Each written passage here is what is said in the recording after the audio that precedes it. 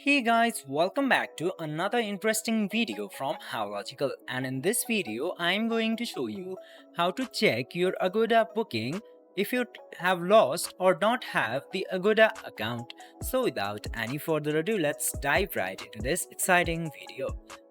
Now, in order to check your bookings without your account into Agoda, you can do one thing, and that thing is using your email history. Now just simply open your mailbox, and into there you will get all of your Agoda history of mails into there. Now your booking histories can also be tracked through your mail. Now as you can see here, I have my booking ID into here. I have cancelled this booking at July 4th.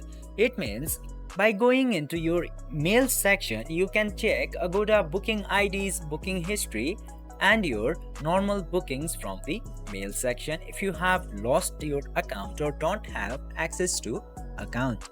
I hope this video was helpful for you.